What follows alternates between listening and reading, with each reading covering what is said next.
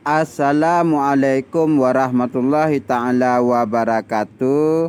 Kepada sahabat Chef Fajri, kepada kalian semuanya, apa kabar? Semoga kita dalam keadaan sehat selalu, panjang umur, murah rezeki, dan dipermudahkan oleh Allah Subhanahu wa ta'ala segala urusannya.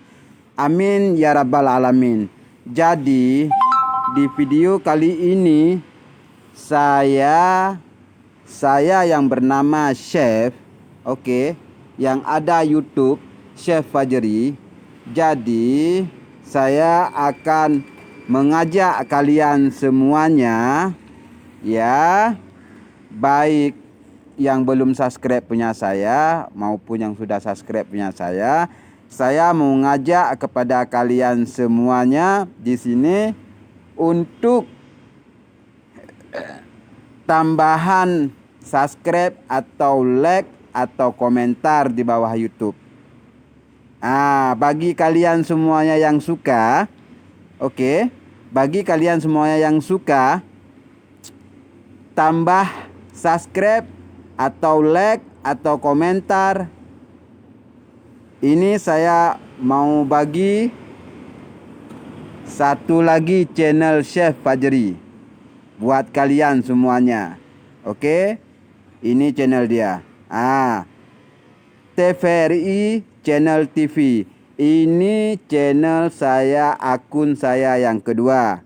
Jadi buat kalian semuanya yang suka, tolong kalian subscribe.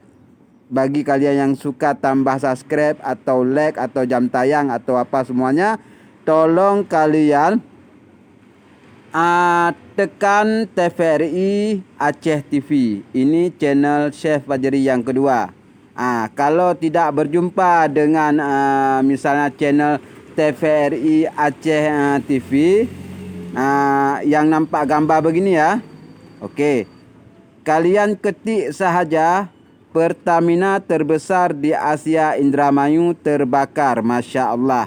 Kalau tidak yang berjumpa begini ya, ada gambar begini, ini ya, mengenang Sayyidina Al-Habib Muhammad bin Ahmad bin Alatas. Ini channel kita ya, TVRI Aceh TV.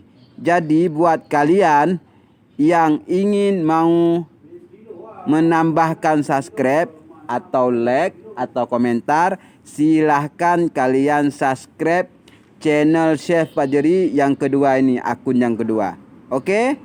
Sampai di sini dulu. Jangan lupa kalian, setiap kalian tonton video saya, jangan lupa kalian tinggalkan komentar di bawah YouTube saya. Kalau kalian tonton video saya, tinggalkan komentar di bawah YouTube saya agar saya tahu siapa saja yang menonton dan siapa saja yang sukai dan subscribe-nya saya. Nanti langsung saya masuk di dalam komentar kalian, langsung ke YouTube kalian masing-masing. Terima kasih, sampai di sini dulu. Mungkin video ini sangat bermanfaat kepada kalian semuanya. Wabillahi taufiq wa hidayah. Assalamualaikum warahmatullahi taala wabarakatuh.